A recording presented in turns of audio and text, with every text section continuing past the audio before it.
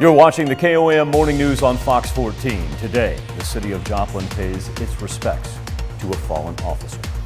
We also have increased cloud cover and rain on the way as it moves in from the south and the west. It's going to be a little bit of a wet week ahead when we get to the 7-day forecast. Also, 2 pictures in the 9/11 memorial with no names attached to them until now. All that and more coming up. The 4 states' most watched news starts now. Thank you for joining us for the KOM Morning News on Fox 14. I'm Michael Hayslip. On Friday, the 4 states paid their final respects to Joplin police officer Jake Reed. Reed was killed in the same shootout that also took the life of fellow officer Corporal Benjamin Cooper. Missouri Southern's Leggett and Platte filled with hundreds of mourners on Friday as speakers recounted Officer Reed's life and service and sacrifice, noting that as an organ donor, Officer Reed continues to save lives. They also said they'll remember him for his humor and his love of life. But Jake was a friend that was caring, goofy, funny, and ultimately showed that he cared. I will truly miss him deeply, and I'll miss talking about how country he had become because he bought 3 acres with the house. I really hope he doesn't ask God to tailor his wings like he did his pants. Don't stop doing the things you love. Don't stop golfing, watching football, watching baseball, or video gaming. Jake wouldn't want that.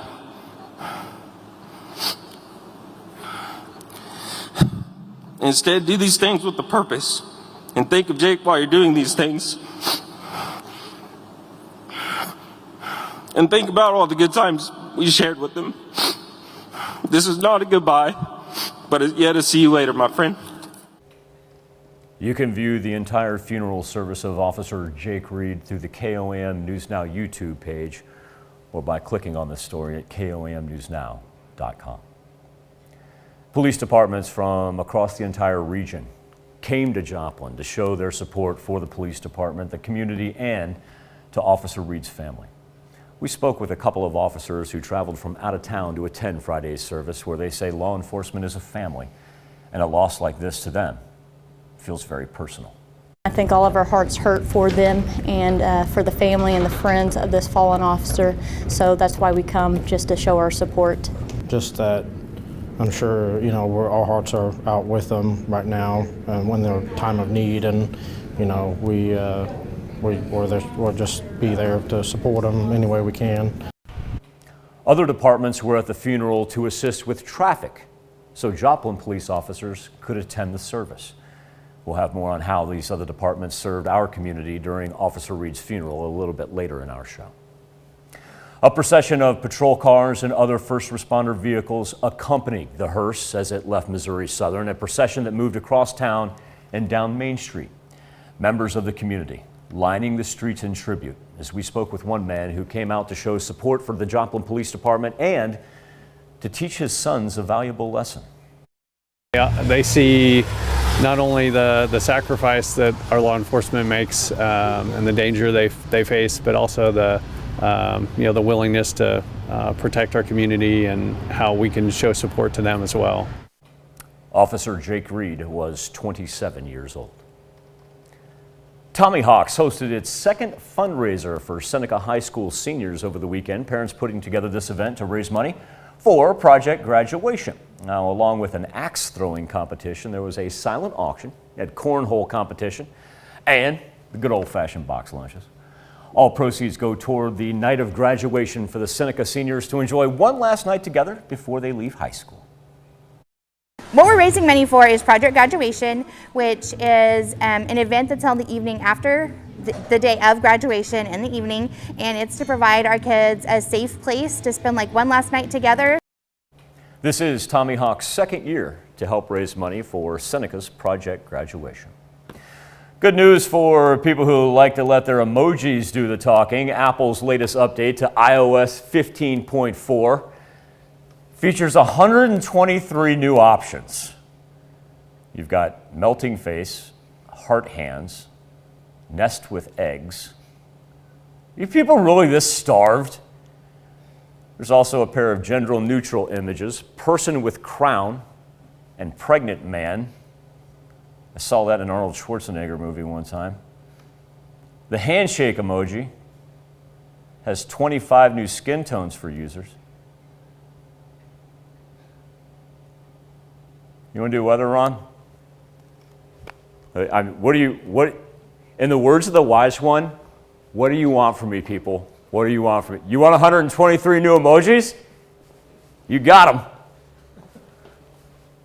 Good night, Irene. I mean, I'm going to be honest with you, folks. I use them too, but I mean, I'm not starved for 123 new ones by any means. That is faux show. All right, live look outside of Television City. The cloud cover that's creeped in. We actually had a little circular hole throughout most of the forest area, kind of closing in on us.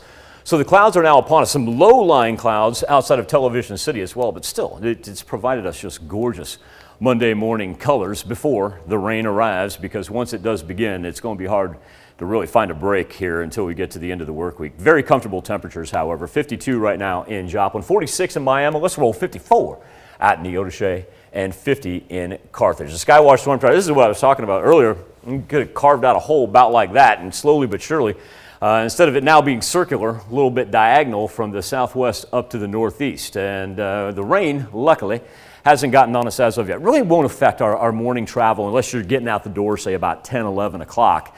Then you're going to be in the thick of it, but it's still hanging out right now in the far west and waiting for that to grow. That being said, at the same point in time, our humidity extremely low.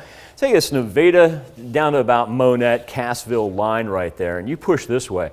Humidity just drops as you go out to the west. So we start our morning with elevated fire concerns, and then we end up with thunderstorm activity. Just good old four-state March spring weather is what we're going to be in the midst of. So once we get started here, we're going to see some bouts of some heavy rain that's going to kick in as it emerges from the south up through OKC and Tulsa, and then the secondary band works in from the west. And what we'll see it do, instead of just going straight up to the north right there, it's got eastwardly push to it, and that's why it'll encompass all of southwest Missouri as well.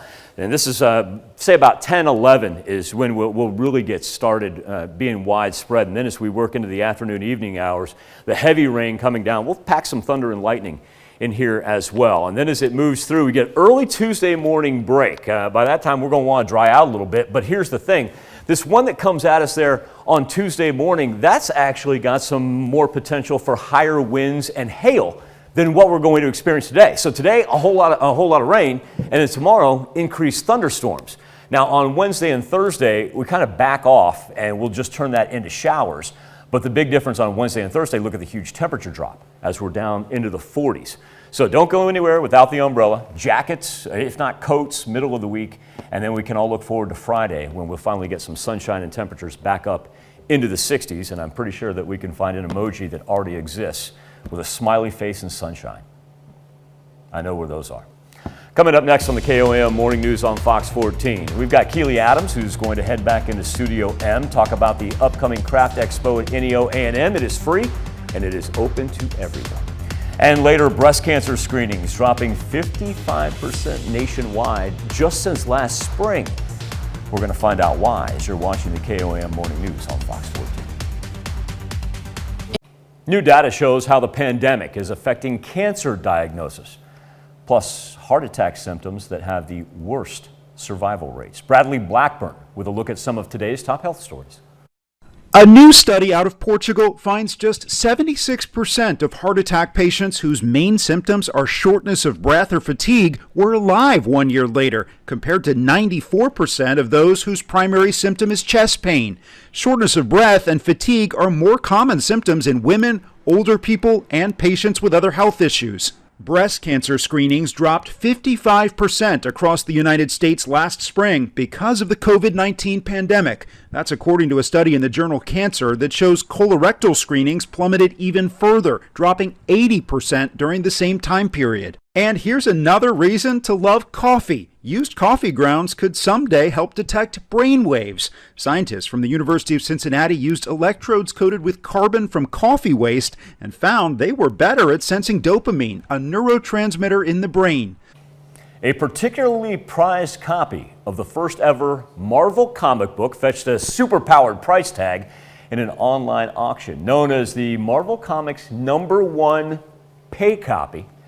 I guess it's arguably one of the top 3 comic books in the world of comics collecting. That's according to the COO of Comic Connect.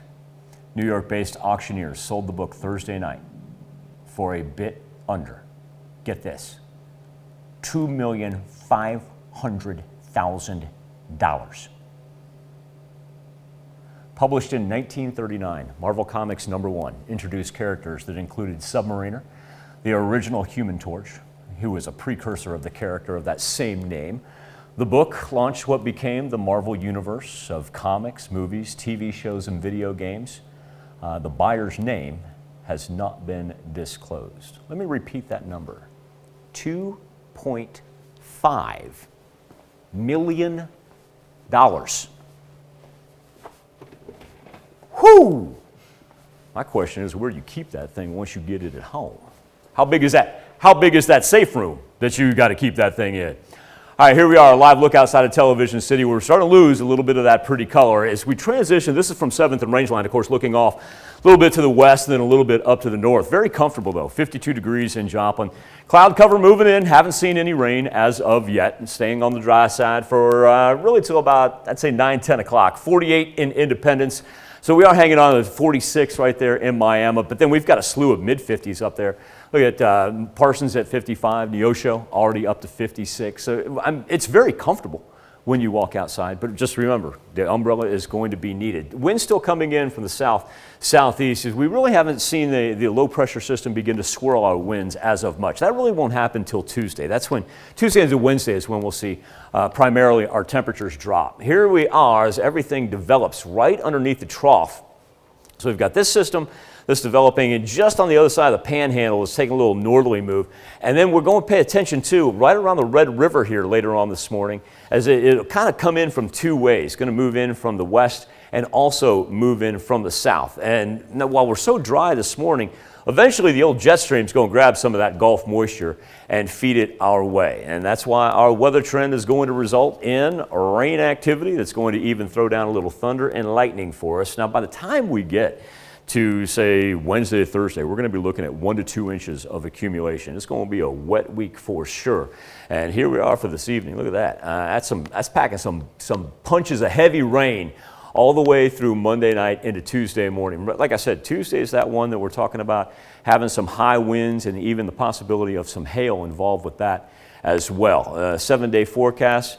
Not bad temperatures, but that's what I was talking about when it gets much, much cooler there as we drop into showers.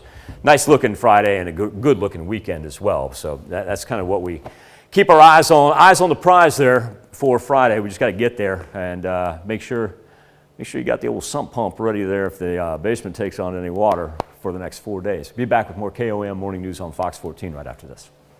Welcome back to the KOM Morning News on Fox 14. Special guest in the studio, Keely Adams. She is the academic advisor at NEO A&M in Miami. Keely, thank you so much for your time. If she looks familiar, and that's because we have done interviews with Keely in the past, just had to do it via Zoom. Yeah, right. But things have changed with the NEO Craft Fair, and things have changed for the better because if I remember right, last year you had it. We had the event, yes. But it was scaled back. We scaled it back, allowed for social distancing, still wanted to have the event for the community and for our vendors, but we are back full scale this year. So let's talk, what does full scale look like as far as, number one, the anticipation, especially from the vendors? Yes. Now that you're able to have more people out and about. Number one, the vendors, but number two, what it means for the community. Well, for us, as far as full scale goes, we have 50 vendors from across the 4-state area this year. I want to repeat that. 50. 50, yes, 50. My goodness. Yes, and something else exciting too that we've never had before is the Miami Animal Alliance. Yes. It's going to be there set up outside for dog adoption. So we're excited to welcome them and to have that opportunity to hopefully find some homes for some animals this So you've weekend. got these great homemade crafts coming up. And once again, this is the NEO Student Activity Center this Saturday, 10 a.m. to 3 p.m. Free. Want to read it free and open to the public. Now, so before I go in and I look at these marvelous works of art made by these 4-state artists, Do you know the particulars about the dog adoption, how this is going to work? I know that they'll be set up. I don't know if those adoptions are sponsored yet or the particular cost, but they will be set up right outside the Student Activities Center. Weather should be nice for that day, I think. Weather's going to be fine on Saturday, yes. Yes. No weather worries whatsoever. Now that you're able to host more vendors and have more people come in, talking to your vendors, maybe some that were fortunate enough to get in the scale down, maybe some that were left out and are making a return. Right. What has been their attitude toward this year's craft fair? Excitement. I think we've had, it was a little bit of a slow start, but here in the last month or so, we've had just vendors messaging on us on our Facebook page, calling, emailing. We've had a lot of people really excited about the event. I think with spring, people are excited to get out and have opportunity to go to these types of events, whether they're participants such as a vendor or they're someone from the community just wanting to check out the event. And for those of you that are not familiar, the NEO Craft Fair is in its 10th year. And once again, Saturday, 10 to 3 at the Student Activity Center, and it is free and open to everybody. But 10 years, Keely, what has made this a success in the fact that, I mean, you can give anything a try for a year, right, and say, oh, okay, we tried that, it didn't work, let's try. But if something goes for a decade, that shows that people look forward to it. What's the driving force? I think there's something to be said on this side of the participants, but also for us as the individuals who are hosting it. For the participants, we try really hard to find a great mix of homemade crafts, but also things that are manufactured already, which people are excited to see as well. I also think for us, we know on the back end of it how much it does to support students with the funds that are raised from the event. So that's a driving factor for us as we continue to work on the event. Now, I want to kind of backtrack a little. So you keep on saying us. Us, yes. People may not, and that's okay. People may not be familiar right, with the US organization and the driving forces behind it, and how important it is to the students at NEO. So, who is US? The US is NEO Women and Friends, Yeah. which is an organization that was started on campus about 12 years ago with the idea to not only have a group that supports employees across campus, but most importantly to support our students. And that's through an endowed scholarship. And those funds were raised through the NEO Craft Fair primarily. So they have an endowed scholarship. They have built an outdoor classroom on campus that our students use and our faculty like to use on beautiful days outside. And we also help support the NEO Honors Program now and provide different opportunities for students that they may not otherwise have the chance to And do. that is absolutely amazing in the fact that 12 years through donations and through the craft fair that you've already established an endowed scholarship. Some people will work 20, 30 years to make something like that happen. And you guys were able to accomplish it, in less than the 12 years. Speaking of the Women and Friends and the Honors College, yes, you have something very exciting that's happening. You're the academic advisor of the Honors Program, and you have a little first of its kind coming up, I understand. We do, yes. So something exciting that we're doing this spring is we are studying abroad. That's not the first time that NEO has necessarily taken a study abroad trip, but for the Honors Program specifically, which we're in our 5th year currently, we're taking our first trip this spring to Italy and Greece. And we were able to make that trip happen through funds that were raised through the NEO Craft Fair from a lot of area donors from our foundation board. They helped us raise the funds so that we could stipend 7 students to go on that trip. What does that mean from a recruiting standpoint for the Honors College to open this up and let prospective students, especially 4-state high school students, know that this is now going to be an option?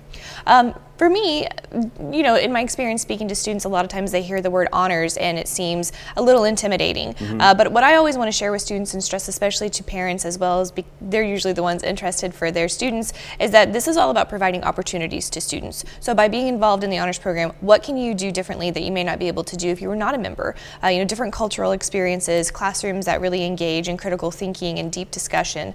It's all about those types of opportunities. And so for us, as we can continue to provide those with opportunities such as study abroad, I think that will help us further recruit students to the program. And so remember, if you want to come out Saturday, you're not only supporting NEO, those students in that honors program, but also too probably going to beautify the house or the yard in some form or fashion when you walk out of there, because you're definitely going to want to check out. We have such amazing artists in the 4 states. Oh, we have everything. Boggles my mind. Yes, we have woodworking, we have homemade fishing lures this year, we have homemade soaps, baskets, jewelry, anything you can imagine, we have it there. Okay, I'm going to throw up the information. You walk us through one more time time, all the particulars.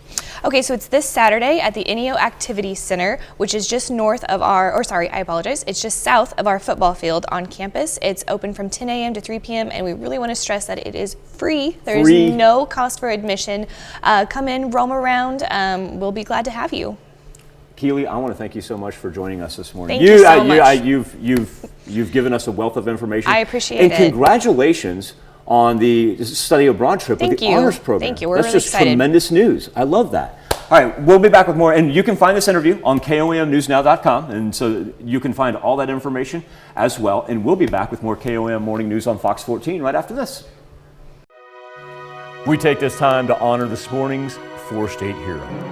Captain Chad Hale served in the United States Army from January 2005 to 2006, and a second tour from April 2012 to 2013. Stationed in Iraq and Afghanistan with the DHHB 1st Infantry Division and a native of Columbus, Kansas, we salute you, this morning's four-state hero, Captain Chad Hale. Along the walls of the In Memoriam exhibition, only 2 portraits remained missing amongst 2,803, one of Antonio Dorsey Pratt and one of Albert Ogletree. That was until the weekend. Vanessa Murdoch with the story.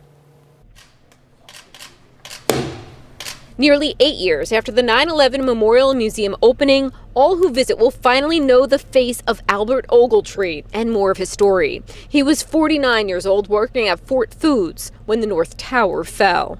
We need to understand that each person held great meaning to those who love them. Chief Curator Jan Ramirez explains a search for Ogletree's portrait hit a dead end until Grant Yara joined the museum.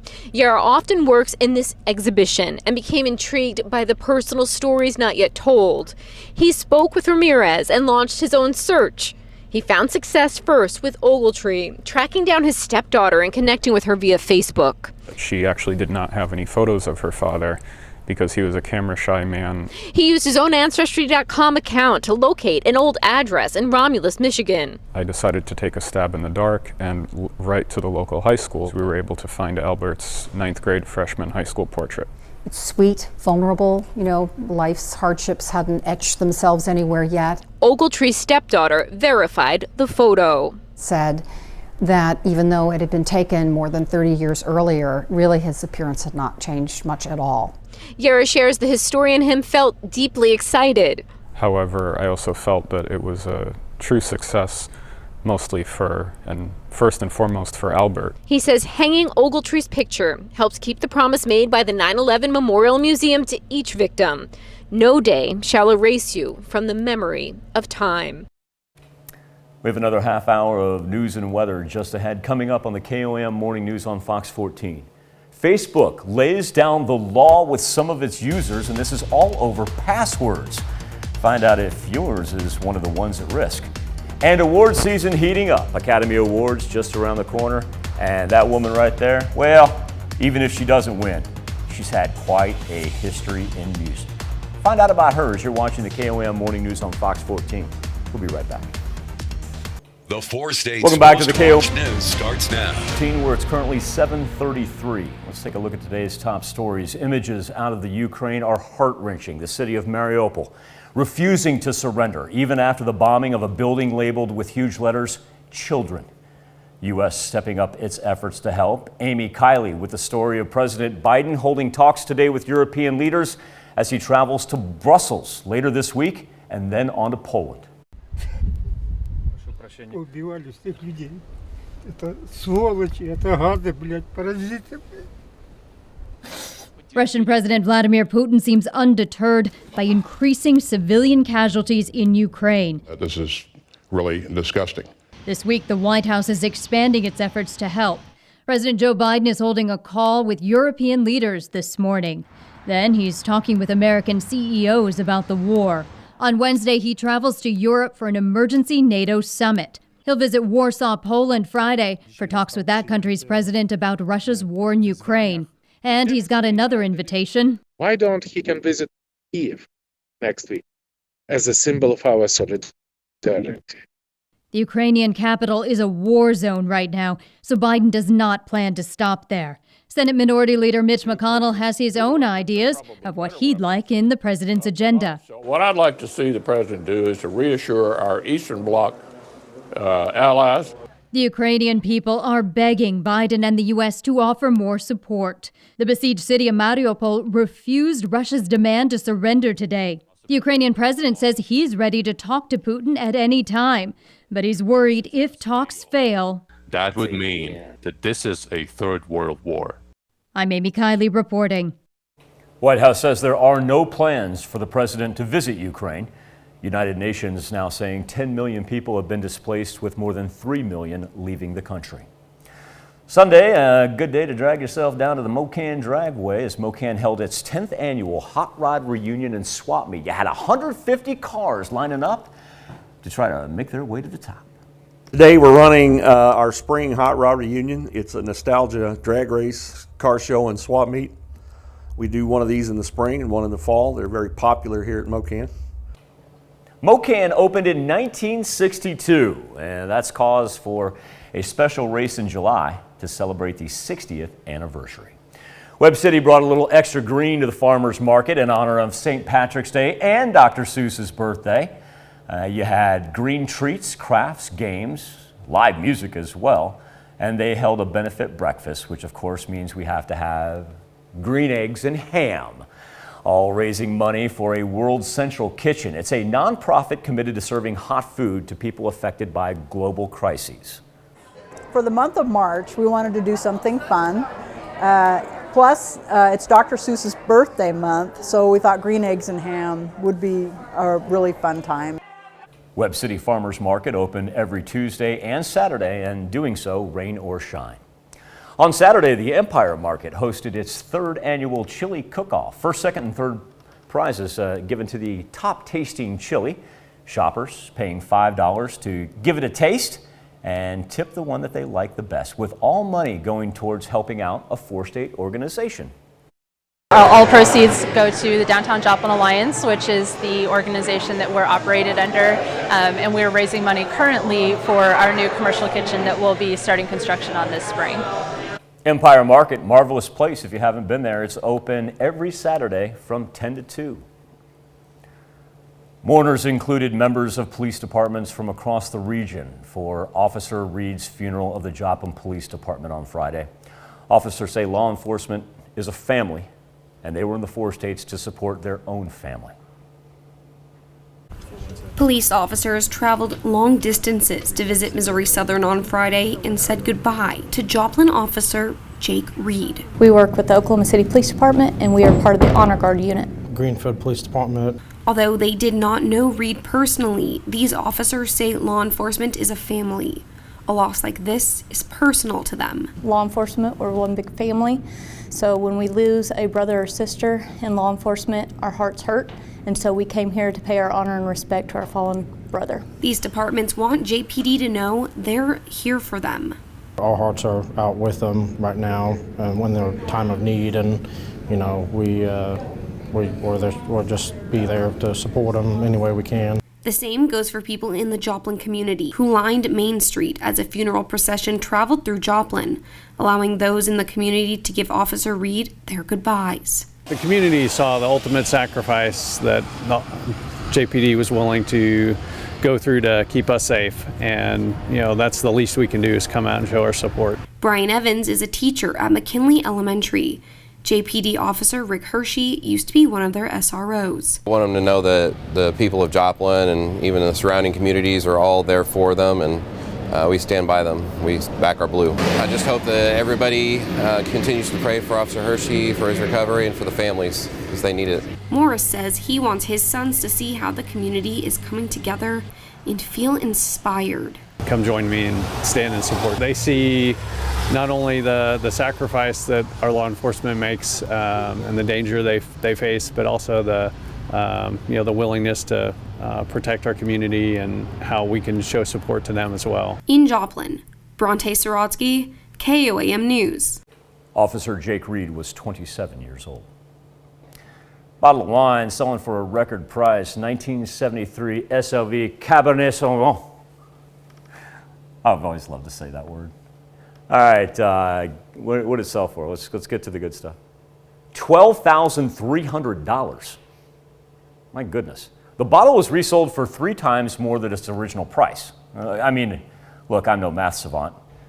That means the original price was $4,000? Okay. Company says there are actually only a handful of unopened bottles of this distinctive Burgundy. How about that? Here's where our temperatures stand on this Monday morning, anywhere from mid-40s to mid-50s. It's actually quite delightful when you do head outside. Big difference is going to be what transpires here for our afternoon hours, because we've got thunderstorm activity that is well on its way. Really 2 days of 60s for Monday and Tuesday, but here's the important part. When the rain kicks in later on this morning, thunderstorm activity, we'll be looking at anywhere from 1.5 inches to 2 inches by the time everything is said and done. Pretty much going to rain all later morning, afternoon, evening, and in the Tuesday morning as well. Tuesday is still bringing us thunderstorm activity, and then cold front hits, 40s for Wednesday and Thursday. Be right back after this. KOM News Now Instapoll, our morning talker. That woman right there goes by the name of Diane Warren. She is one of the most accomplished songwriters in music history. Her songs featured in more than 100 films. Trust me, she's got multiple top 40 hits. You may not know her, but you'll know the songs she wrote. But anyway, she's won Emmys, Grammys, and Golden Globes, but she's never won an Oscar. Our question for you this morning, are you even excited about the Oscars? And right now, 93% of you say no, it really hasn't crossed your radar. Only 7% say, yeah, I'd like to see if Diane Warren wins. Ukraine and Russian war taking its toll on millions of people, watching it play out over social media, through media outlets, and those connected to someone in Ukraine say it's taking a toll on them. Joy Addison spoke with volunteers for a Ukrainian English nonprofit that connects volunteers across the country with Ukrainian students. Volunteers I spoke with say they joined Engine as a way to give back to their communities. And it sounds easy, right? A quick conversation with a Ukrainian student a couple of times a week to help them improve their English. But they say the close bonds they have formed with these students makes the current war so painful to watch. So we talked pretty often, and we talked about different subjects like what movies and shows we were watching. But as of February 27th, we have lost contact, and she has not been active on any of her sites of Telegram, of iMessage, of email. Olivia is a high school volunteer for the Ukrainian English program, Engine. She and other volunteers signed up to be an English-speaking partner, but then became close to other teenagers who are now in an active war zone, like Daniela. For the last 2 days, we've been hearing some bands, like not really far from us, so it starts to get a little bit terrifying. Daniello and his family are living in a home with a bomb shelter just outside of Kyiv. He says now he's not thinking about practicing English, just surviving the war. But he does miss one aspect of the program. It was like kind of, I don't know, maybe psychological therapy for me. I tell my volunteers about everything that I have on my mind. Alexander agrees the therapeutic talks are missed because now life has dramatically changed. What makes things worse, I'm actually finishing high school. So this year I had to finish it. I had to have my prom and I had to enter a university. And now I just don't have an idea of what I'm going to do. Engine's director says she has now shifted the program's focus. We are continuing to run social media and sharing useful information for students, things about how to act when your house is getting bombed. We try to also do lighter things, we did a flash mob with people sharing their pets and little videos of support. And this morning I spoke with Olivia, and she says she still has not heard from her Ukrainian buddy. She and Engine director Katerina Manoff say they have hope that she's just a refugee in another country and is safe from her home of Kyiv. In Houston, Joy Addison, Fox News. Be back with consumer news right after this. Facebook is locking out users who did not activate their new update called Facebook Protect. Now, this is intended for users who are likely to be a target of malicious internet activity, like journalists, government officials, and human rights activists. The company sent an email earlier in March that required users to enable the update in their accounts. However, the email address seemed kind of suspicious to many users, and they simply ignored the notification. A study from a cybersecurity company says longer passwords to protect that personal info. Hive Systems, it's out of Richmond, Virginia, cybersecurity firm, says go as long as you can on those computer passwords. Company says passwords that are 4 to 8 characters can be cracked anywhere from instantly to 8 hours. Now, Hive Systems says if you can come up with a password of 18 characters, mix the upper and lower case, throw in some characters and numbers, okay, if you can pull all that off, it could take 438 trillion years to crack, which means if you're smart enough to come up with that combination, you could pass it on generations down the road. I don't even know how many generations 438 trillion would be. We'll be back with more. First, to look at stock markets before the opening bell.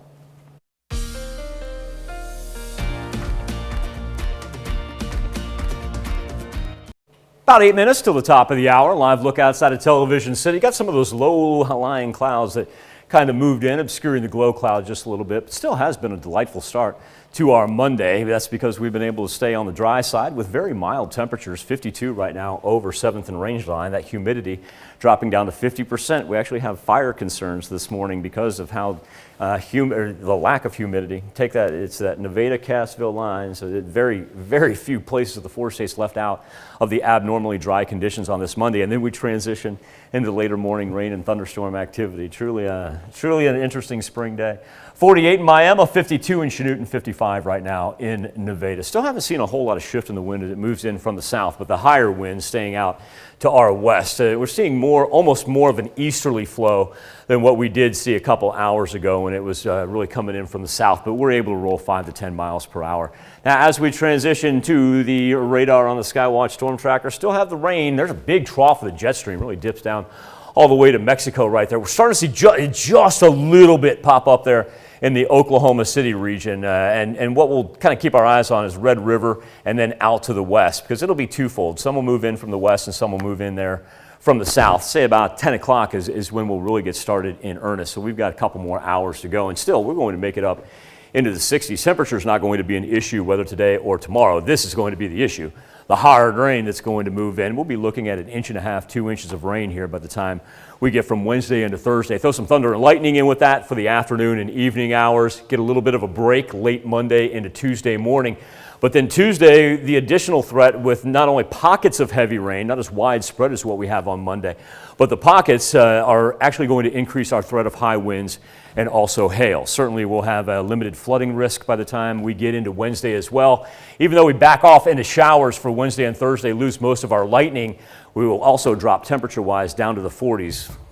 Just look forward to Friday, get some sunshine back into the 60s.